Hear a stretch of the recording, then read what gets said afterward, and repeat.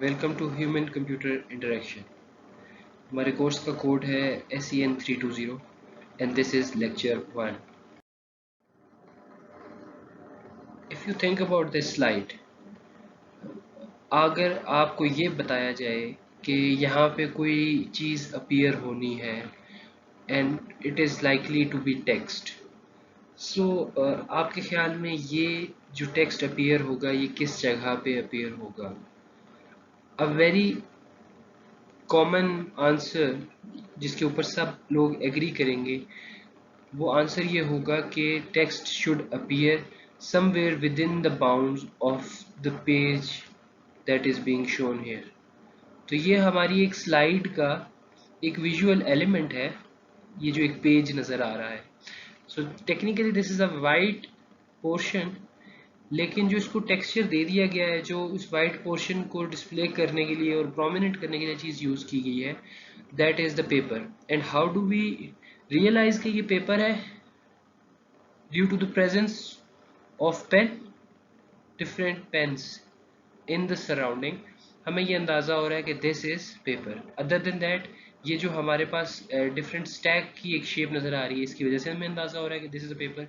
So generally people would agree के content जो display होना है वो यहाँ पे होना है। So let's see. ओके, सो वाकई में कंटेंट इधर ही डिस्प्ले हुआ। यही एसेंस है हमारे पूरे कोर्स की कि हमने ये सोचना है कि ऐसे डिज़ाइन का किस तरीके से अचीव किए जाएं कि जो हम यूज़र्स को चाहते हैं कि यूज़र सोचे, यूज़र जब उस प्रोडक्ट को या उस इंटरफेस को यूज़ करे तो एक्चुअल में यूज़र वही बातें सोच रहा हो और यूज़र उसी पॉइंट तक पहुँचे जहाँ तक हम एज प्रोडक्ट डिज़ाइनर्स या प्रोडक्ट डेवलपर्स उसको पहुँचाना चाहते हैं। So this is going to be the essence of our course. G. So if some of you can try to read this, what the text here says is, can you read this? Although अगर आप इस पे थोड़ा सा गौर करें तो ये जो alphabetical order है for each word, it is not correct. So grammatically या from the perspective of spellings, this sentence, none of the words in this sentence makes any sense, but still आपके माइंड ने उसको interpret कर लिया है। इसी चीज की एक और एग्जांपल देखते हैं जी। तो the text on this slide says, according to a research at Cambridge University, it doesn't matter in what order the letters in a word are. The only important thing is that the first and last letter be at the right place. The rest can be a total mess and you can still read it without problem.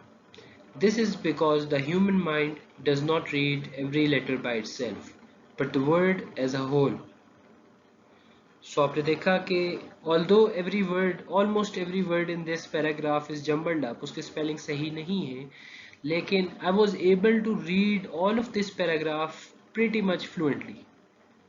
और ये paragraph का ना सिर्फ मैंने उसको read कर लिया उसके अल्फाज, बल्कि मैंने ये सेंस बना के उसका मीनिंग एक्सट्रैक्ट कर लिया कि what this paragraph is trying to tell us is कि इवन दो वर्ड्स के अंदर जो अल्फ़ाबेटिकल ऑर्डर है उसको जम्बल अप कर दिया गया हो, उसको मेस अप कर दिया गया हो, our mind is capable of making sense of what is trying to be said there. तो वो फर्स्ट और लास्ट वर्ड चूंकि एक जगह पे अपनी करेक्ट पोजीशन पे है, तो माइंड उसकी सेंस बना लेता है as long as words are not too complicated और जो अल्फाज हैं वो आपकी कॉमन वोकेबलरी के हैं, तो you can easily read them and make sense out of whatever is being said. तो ये तो हमें पता लग गया कि this is the capability of our mind.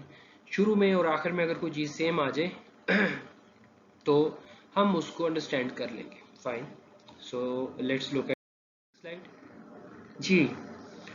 So what we are going to see here is कि हमें ये पता लग गया कि this is an entrance to a certain building, certain office. We have a door और उस डोर के ऊपर एक इंस्ट्रक्शन लिखी हुई है, and if you make note, इसका फर्स्ट लेटर और last two letters, the idea, the main theme comes out to be push.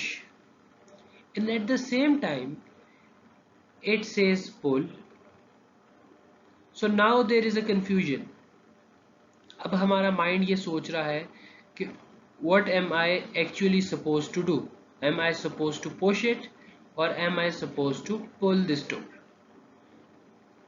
This is the confusion that is being created, और ये हम अपने डेली लाइफ में अक्सर ऑब्जर्व करते हैं कि जब हम इस डोर को पकड़ के लेट से पुल करने की कोशिश करते हैं तो हमें ये पता लगता है कि this door is not being pulled, and then we again try to open the door by pushing it, और वो पुश करने से डोर ओपन हो रहा होता है. सो ये जो विजुअल सिग्नल्स आपको दिए जाते हैं in form of text या by use of a certain type of a handle for that specific door, अगर ये आपस में consistent नहीं होंगे तो human mind will get confused, और उस confusion की वजह से eventually आपके experience ख़राब हो जाएगा प्रोडक्ट का. जो भी आप प्रोडक्ट यूज़ कर रहे हैं या सर्विस यूज़ कर रहे हैं, एक्सपीरियंस के ख़राब होने की वजह से इट इज़ क्वाइट पॉसिबल कि आप जो डिज़ायर्ड आउटकम थी किसी प्रोडक्ट को यूज़ करने के बाद जो आनी चाहिए थी, वो डिज़ायर्ड आउटकम अचीव ना हो सके और डिज़ायर्ड आउटकम कॉम्प्रोमाइज़ हो जाए. So all of these things are possible just because कि आपने अपने as product designer design elements को अलाइन नहीं किया और कंसिस्टेंसी नहीं थी आपके डिज़ाइन एलिमेंट्स में. So this becomes very important कि आप अपने प्रोडक्ट्स को जो डिफरेंट एलिमेंट्स हैं उनको किस तरह से डिज़ाइन पर्सपेक्टिव से और यूज़र के हिसाब से अलाइन करेंगे. ये आपके पास एक और एग्जांपल आ गया जी.